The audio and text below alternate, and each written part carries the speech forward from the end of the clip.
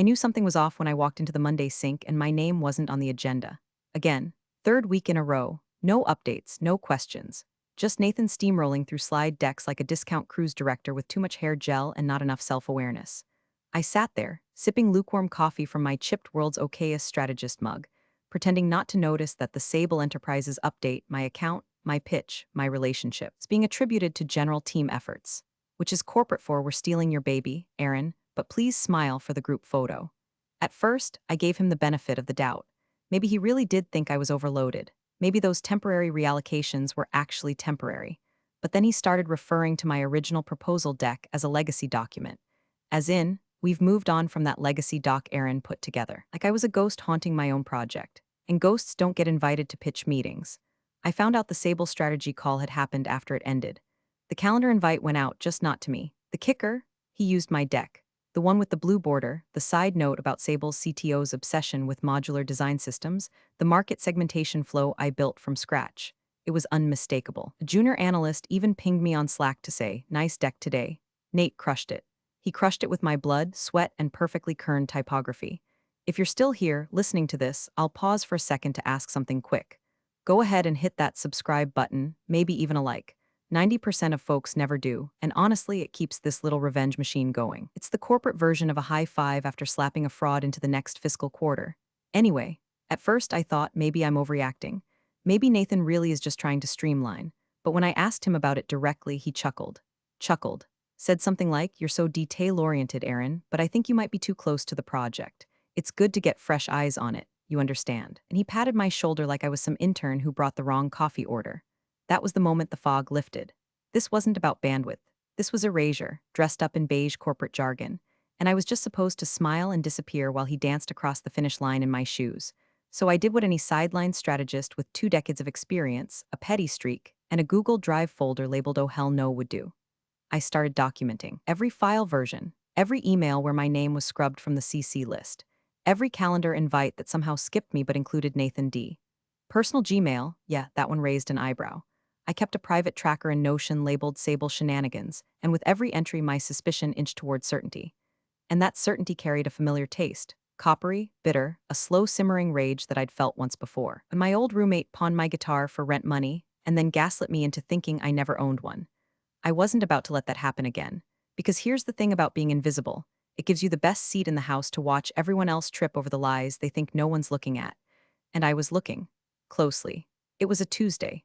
The kind of Tuesday where the break room smells like burned popcorn and broken dreams, and the coffee machine makes a sound like it's dying in Morse code. I was on my way back from the printer, where, by the way, someone had once again left 37 pages of cat memes queued up when I bumped into Jonah. He's one of our interns. Baby-faced, probably still thinks of work-life balance as a real concept. He grinned, all wide-eyed and caffeinated. "Hey Aaron," Nathan was bragging about that Sable deal earlier. Said it took personal charm and timing. Pretty badass. My jaw didn't drop. My face didn't twitch. I just nodded like I'd heard someone mention the weather. But inside, something cracked. Charm and timing? The man couldn't charm a stapler and had the timing of a drunk raccoon. That client didn't fall from the sky. I'd been courting Sable Enterprises for 8 months. I learned the CTO's kid's name, knew which snacks to order for meetings based on dietary restrictions, and once sat through a 2-hour Zoom on edge computing just to understand their tech roadmap. Nathan didn't even know how to pronounce their CEO's last name. After Jonah left, whistling some god-awful TikTok tune, I walked straight to my desk and pulled up the internal doc management system. I didn't even know what I was looking for, I just knew I'd find something. It didn't take long. 3 weeks ago, Nathan had accessed the master prospect file. The timestamp was clear, 10:32 p.m. on a Thursday. That file was mine. I created it. Labeled every slide, every research annotation, every behavioral analysis chart. And he had downloaded it, made a copy, and renamed it Sable Pitch Final V2ND. ND, Nathan's initials, like a dog peeing on someone else's hydrant and calling it landscaping. I kept digging. Buried in the admin panel was a changelog showing that 5 documents, including my original proposal deck, had been marked as obsolete in the system. That's how they quietly vanish from the searchable archive unless someone manually flags them for retention. It's not deletion, not officially. It's just digital disappearance with plausible deniability. My proposal deck, the one that earned us the first exploratory call with Sable, was gone. On paper, at least. But I'd made a PDF copy months ago, labeled it Pitch Sable Org Final. Seriously, this is it. PDF because I'm a realist. The arrogance of it all was what got me. He didn't even bother hiding the breadcrumbs. He thought I wouldn't look, or worse, he thought I wouldn't matter. You ever feel that slow burn of suspicion melt into something harder? Something like clarity dipped in contempt? That's where I landed, because it wasn't just credit he wanted. It was control, ownership. If this deal closed and he'd let it, he'd ride that wave straight into a director title, maybe VP next fiscal. Meanwhile, I'd be the background static in his origin story. The woman who helped with some early research. And no one would question it, not if I didn't speak up, not if I let it slide. But I wasn't going to scream. Screaming is for people who don't have receipts. I started a new folder that night, not on our servers, on a flash drive. The old school kind metal casing, dangling from my keychain like a quiet threat. In it, every file version, every calendar log, every time-stamped edit from my original deck, along with screenshots of his downloads, archive flags, and Slack messages where he conveniently forgot to loop me in. This wasn't a misunderstanding. It was strategy. And I was about to become the variable Nathan didn't account for. Nathan caught me in the hallway like he was ambushing a deer in hunting season, overly cheerful, too eager, and carrying a manila folder like it was holy scripture. "Hey Aaron, got a quick thing for you," he said, glancing around as if anyone gave a damn what we were whispering about. "Need you to wrap up the Sable contract. You've got the best rapport with them." Rapport. That's what we were calling it now. Not months of groundwork, not late-night research calls, not customizing our pitch deck to mirror their boardroom politics. Just rapport, like I'd smiled pretty and patted the client on the head until they signed. I played it cool. Nodded, of course, I said, anything to help. He handed me the folder like it might explode. Everything's basically done. Legal's already reviewed. Just need your finesse on the final call and signature process. You know, smooth things out. Smooth things out. Jesus. I took the folder and didn't even look at it until I was back at my desk. It was too light. Maybe 10 pages total. The real contract was supposed to be at least double that, and this one had so many black bars and redactions it looked like an FBI file on Bigfoot. The IP section, the very heartbeat of any tech consulting deal, was barely a paragraph. No definitions, no ownership breakdown, no language about post-delivery control, just some hand-wavy nonsense about third-party vendor coordination subject to internal agreements. That was the first flag. The second was the clause labeled 6.3, which referenced external stakeholder entities as per Appendix D. There was no Appendix D. In fact, there were no appendices at all. Just a line in the footer that said prepared by ND. Not legal, not contracts, just Nathan. Like he was trying to cosplay as a compliance officer and forgot the part where people read this stuff. I stared at the folder for a full 5 minutes, willing it to explain itself. Then I emailed a copy to Marissa, a friend in legal who owed me a favor from when I helped her clean up a disaster on the Paxson account last year. I marked it confidential, added a note. "Off the record, does this look reviewed to you?" Her reply came 12 minutes later. Short answer, no. Long answer, this is either a first draft or someone's trying to launder something shady through an unapproved template. Want me to escalate? I typed back, not yet. Just needed a gut check. Appreciate you. Then I pulled up our internal contract library and did a side-by-side comparison. The difference between this one and the standard SOW template was like comparing a Lego instruction sheet to a building permit. Whole sections were missing: compliance, IP custody, indemnity triggers, and most critically, the audit trail of vendor registration. But the language that really caught my eye was in Section 8.2. All IP deliverables will be managed via a designated holding structure until final project closeout. Holding structure. Not client ownership, not consultant IP retention. Just a generic, vague placeholder. I ran a keyword search on the company intranet. That phrase, designated holding structure, popped up exactly twice. Once in an archive pitch doc for an old partnership that never closed, and once in a side contract Nathan authored during a small dev handoff last year. That contract had been quietly pulled back after finance flagged it for lacking oversight. I remembered the whisper campaign that followed, how Nathan spun it as a one-time miscommunication. Now it looked a hell of a lot more like a practice run. I closed the folder, locked my screen, and stared out the window. The city looked smug in the afternoon light. Buildings stacked like spreadsheets, cars moving like emails on roads paved with promises nobody reads. Nathan had just handed me his smoking gun and asked me to pull the trigger. But I wasn't going to shoot blindly. No, I was going to line up every shot until the moment it counted. And when it landed, it wouldn't just sting, it would bury him. The moment I saw my own signature on a contract I never signed, something inside me didn't just break, it calcified. It was late, almost 8:45 p.m. Office half dark, fluorescent lights buzzing overhead like they were tired of pretending to. I was supposed to be at home, nuking leftover lasagna and watching reruns of The Good Wife. Instead, I sat hunched over my monitor, cross-referencing the redacted contract Nathan handed me with the archive proposal logs. Something didn't add up. The formatting was too clean, like someone had taken a scalpel to the dock and stitched it back together with corporate jargon as the gauze. I opened the revision history. We use a cloud-based system for internal versioning. Nothing fancy, just enough to cover our asses if someone accidentally deletes something critical. I scrolled through the older saves and paused at one file marked Final Client Ready Aaron Sig PDF. The timestamp was 2 weeks ago. Funny, I hadn't touched that contract in a month. I opened it.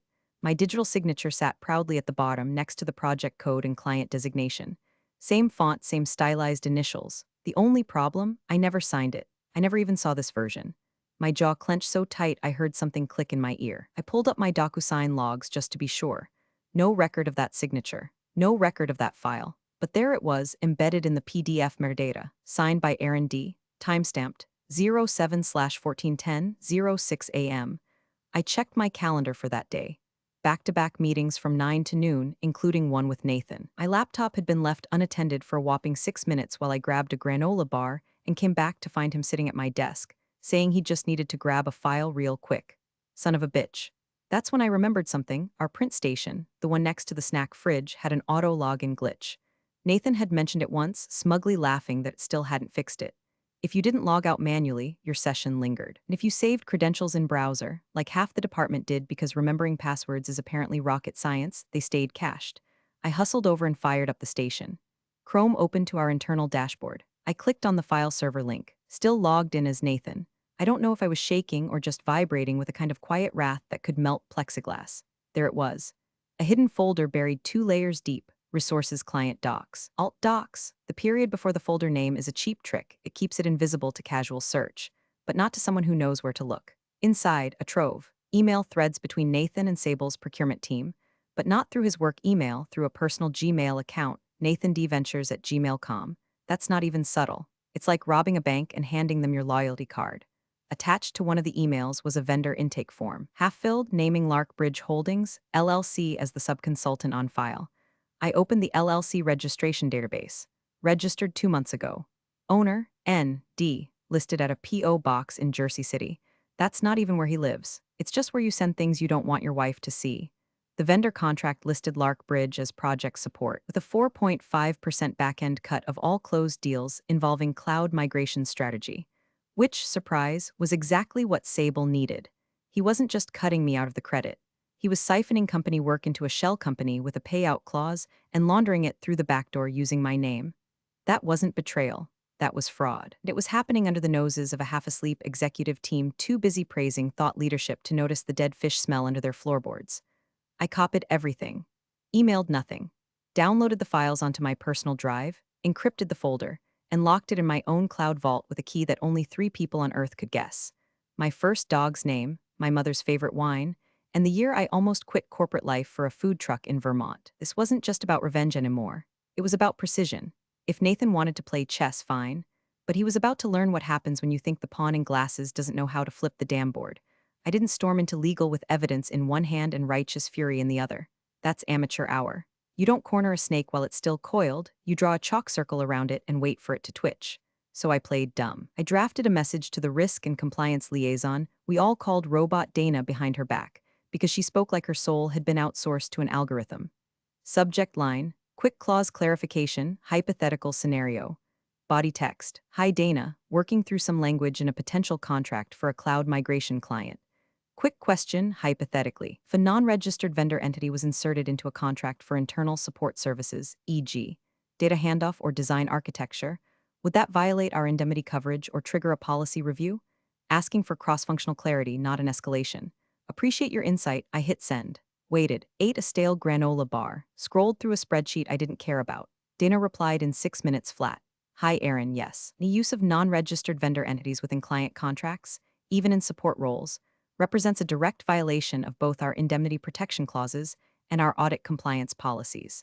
In the event of a claim or audit, such arrangements would void coverage and could trigger internal review under Board Directive 11.2b. Please let me know if this is a live case or a thought experiment. Best, Dana trigger words, void coverage, internal review, board directive, like music, but the kind of music you only play when you're setting the stage for someone's career obituary.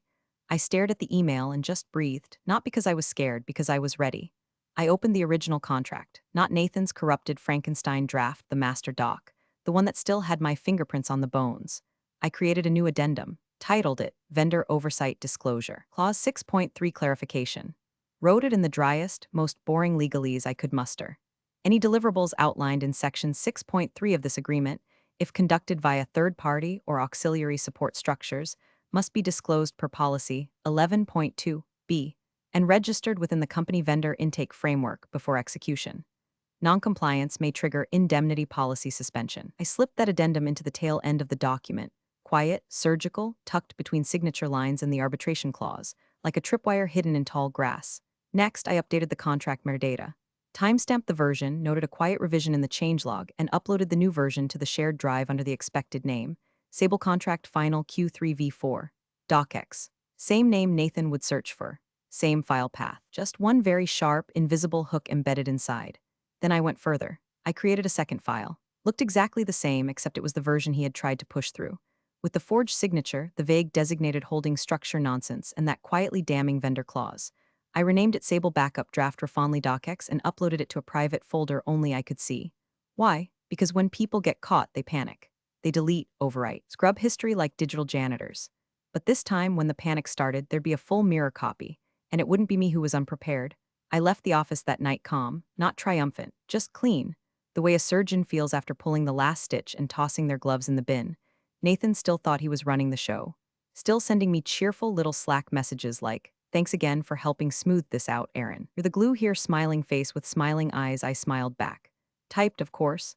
Just making sure it sticks, because glue's funny like that. Sometimes it binds. Sometimes it rips when you pull too hard. Nathan stopped by my desk the Friday before the leadership sync like he was handing out cruise tickets. Leaned on the partition, wearing that smug half-smile that makes women in open offices clench their teeth and HR policies go dusty. "Heads up," he said, voice dipped in faux camaraderie. "You're looped into the leadership meeting next week. Big update on Sable. No pressure, just be ready to say thanks when the deal gets mentioned." I tilted my head like I was absorbing a compliment, not a warning. "Oh," I said sweetly. "Should I bring the file for review?" He waved it off like I'd offered to alphabetize his dirty laundry. "Nah, it's locked, just optics, really. We close the loop," you nod, execs clap, everyone moves on. "You know the dance?" I nodded. "Sure, Nathan, I'll bring the file." He winked, then wandered off toward the espresso machine to rehearse his acceptance speech in front of the frothing wand. But I didn't move, not yet. I sat very still, fingers resting lightly on the keyboard, mind running a clean systems check. I knew what he was planning, a public coronation. Take the win, scrub the risk, leave me smiling in the background like a loyal footnote. That was fine. He wanted optics. It was gonna get a damn slideshow. I spent the weekend printing. Not emails, not revenge rants, just paper. Cold, dated, cross-reference paper. 2 binders. One labeled Sable Contract executed internal. The other Sable Contract altered draft ND. Identical covers, very different contents. Nathan's version was a corpse in a tuxedo, looked formal, smelled like fraud. My version was clean, data matched, signatures valid. The disclosure clause nestled right where legal needed it to be. A full audit trail of file history, vendor intake documentation, even the innocuous email to Dana from Risk, just in case anyone wanted to argue about context. I printed a third thing, too. A 1-page executive summary with 3 bullet points and a footnote, because execs love bullet points and hate footnotes, which is why the footnote included the line, "Vendor Entity Lark Bridge Holdings, LLC does not appear in approved database records as of this publication date." Monday came. I dressed like I was heading to a funeral with catered coffee. Navy blazer, loose hair, no jewelry. Professional but forgettable. Let him shine. Let him sweat. The best bait is the one that smiles back at you. The meeting room was all glass and fake greenery. 12 executives, 3 consultants, 1 CFO who hadn't blinked since 2019. Nathan strolled in last, carrying nothing, wearing everything. Confidence, cologne, and that recycled story about how he just knew Sable was the one. I slipped into my seat with both binders in a plain black bag and placed the one labeled executed gently on the table in front of me. Nathan caught my eye, raised his eyebrows, then gave a small nod like, "Good soldier." The meeting droned on. Q2 projections, sales milestones, a slide about employee engagement that made me want to set something on fire. Then it came. Before we close, Nathan said, standing up like he was accepting an award, "I'd like to recognize a huge win for our team. The Sable Enterprises contract is officially closed and onboarding is already in motion. Massive thanks to everyone who supported this effort, especially Aaron, who really helped clean up the final details." He looked at me like I was supposed to nod, maybe even blush. Instead, I smiled. "Congratulations, Nathan," I said. Then I unzipped the bag, pulled out the binder, and placed it in front of me, slow, deliberate, like a poker player revealing the river card. I thought it might be helpful to walk through the file for anyone who wants context, I added, voice casual. The room fell into that specific silence, the kind where no one wants to cough because they might miss the sound of a career detonating. Nathan's smile twitched. "Oh, that won't be necessary," he said too quickly. "Everything's been sent through." I opened the binder anyway. "Actually," I said, flipping to the tab with the disclosure clause, I noticed a small discrepancy in the IP language when I reviewed the original file. Just wanted to make sure everyone had the most recent version, especially legal. The clause about vendor entities was, let's say, interesting.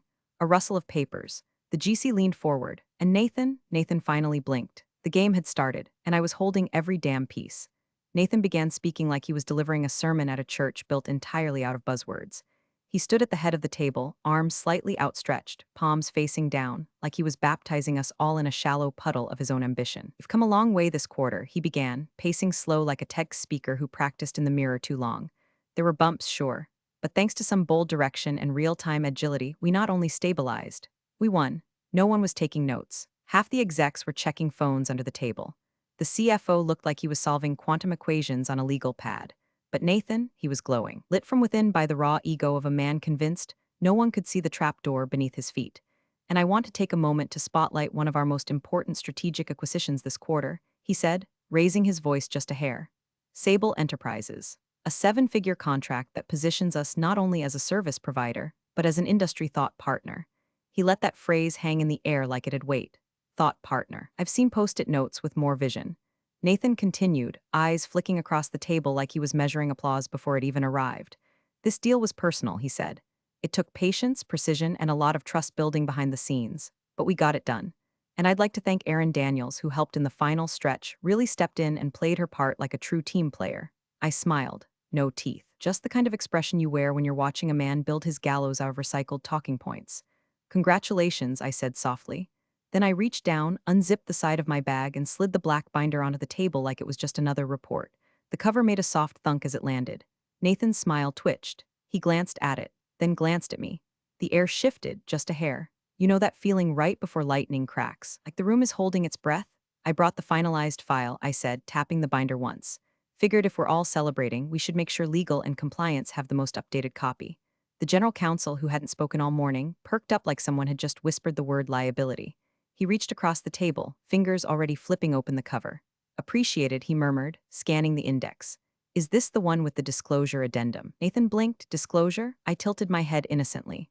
"Oh, the note regarding vendor protocol," I said. "Clause 6.3? Legal flagged it last week. There was some confusion around third-party support structures and IP custody. I included the email chain in the appendix." A few more heads turned. One of the directors, Paula, sharp as nails and twice as deadly, leaned in and started flipping pages. Her eyes narrowed. "Wait, this isn't the version I saw in the summary brief." "That's because the summary used a draft Nathan prepared," I said, still calm. "This is the executed version. Time-stamped. Includes the audit trail, updated IP clause, vendor registry note, and the compliance disclosure." The flipping sound grew louder. More pages turned. The CEO, who until now had been multitasking with one AirPod in, slowly removed it. "Aaron," he said evenly, "are you saying the brief we were shown last week didn't include this disclosure?" Nathan laughed too loud, too fast. "It's just a formatting issue," he blurted out. "I mean, we were working on a live document. I must have sent an earlier draft. You sent the draft with Aaron's digital signature on it," Paula interrupted, her tone turning surgical. "The one she never signed. That's in the appendix too, page 28. The room went still. I didn't gloat, didn't move. I just kept my hands folded on the table and let the silence tighten around his neck like a silk noose." Nathan looked at me, not with anger, with dawning horror. Because in that moment, he finally realized what I'd done. He thought I was the support role, the backstage help, the woman who smiled and vanished. But what I handed him was the script, and he'd just read it straight into his own funeral. The general counsel adjusted his glasses like he was about to dissect a corpse, not a contract. He turned to Nathan, binder open, one finger tapping the page like a metronome counting down to implosion. "Nathan," he said, tone all gravel and steel, "this vendor line, the payment structure references an entity not listed in our master vendor registry. Lark Bridge Holdings, LLC, you want to clarify that for us?" Nathan's mouth opened, and stalled like an old car in a winter ditch. "Oh, that's probably just a placeholder," he said quickly. "You know, boilerplate, I think legal pulled it from an old draft." "I am legal," the GC replied flatly. More paper rustled. The CFO flipped ahead. "It's listed in 3 places. Support role, IP handoff, and audit support. None of those went through intake. And there's a payment schedule." "I mean, I didn't submit that version," Nathan stammered. "That was Aaron's draft, right?" "Aaron, that was the version you had me review?" I tilted my head. No smile now, just the cold stare of a woman who kept every receipt and memorized the timestamps. "No," I said calmly. "That version has my signature, but I never signed it. That's why page 28 includes metadata and a screenshot of my login history. The original file was modified at time I wasn't logged in. It's the only version where Lark Bridge Holdings appears.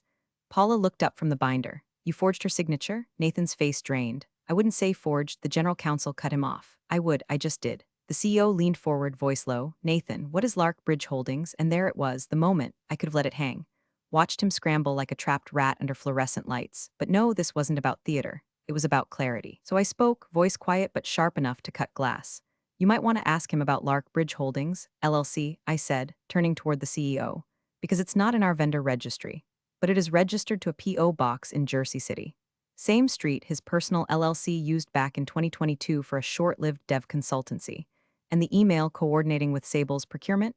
That's not from his company account. It's from nathndventures@gmail.com. A sound escaped Nathan, part denial, part whimper. The GC's eyes widened slightly. He pulled out his phone. This just escalated to audit, he muttered. The CFO stood, quietly, like he didn't want to disturb a burial in progress. Nathan reached across the table toward the binder. This is all being blown out of proportion. Don't touch that, the GC snapped. You're done touching things. The CEO exhaled slowly, then turned to me. Aaron, you said there's an audit trail? I nodded. Full version history, access logs, duplicate backups. I've included a flash drive in the back pocket of the binder, along with the email chain with risk from last week. Compliance has already seen the language. There's a note from Dana in their flagging indemnity risks. Tension thickened like smoke. No one moved. Nathan finally slumped back in his chair, fingers twitching on the table, face pale and gleaming with sweat under the overhead lights. The room was watching him, colleagues, execs, people who'd once nodded along to his grandstanding, now seeing him for what he was, a man who thought fraud could wear a blazer and walk unnoticed. The silence wasn't empty. It was loaded, and in that silence you could feel everything shifting. Power, reputation, consequence, and I didn't say another word because there was nothing left to say. The general counsel stood first. We're pausing here, he said to the room, but it was directed squarely at the panic sweat pooling under Nathan's collar. This goes directly to internal audit. I'm alerting compliance. We'll reconvene after preliminary review. The CEO turned, not with anger, but something colder, disappointment laced with calculation. Nathan, he said, voice low but firm, please step out. We'll follow up once legal completes the internal briefing. Nathan looked around like he was searching for a parachute in a locked elevator. His mouth opened, then closed, then opened again. No one looked back at him. Not even Paula, who used to share bagels with him on Thursdays. Not even the junior exec who once called him a visionary during an offsite at that sad little golf resort. Nathan stood slowly, one hand on the back of his chair, the other still twitching toward the binder like he thought he could unflip those pages with enough willpower. Thanks, everyone, he muttered. No one replied. The door closed behind him with a soft click that sounded more final than any gavel I've ever heard. The room stayed still for a few long seconds. Then the GC gathered the binder, closed it with surgical precision, and slid it under his arm like he was carrying evidence straight to the vault. Within the hour, IT revoked Nathan's account access. His badge was deactivated before he even cleared the elevator. A compliance lockout alert popped up in the internal system at 3:41 p.m. HR sent a meeting request titled simply offboarding procedures for the following morning. And I went back to my desk like it was any other Tuesday. 30 minutes later, the VP of strategy stopped by my cubicle. Quiet, low profile. No fanfare. Aaron, she said. The board's reviewing Nathan's accounts and his pipeline. We'd like to offer you a transitional leadership role, client relations, and strategic partnerships. Appreciate you sticking around, you legends of the break room. Subscribe for more chaos. Let's make your old managers spill their coffee in fear.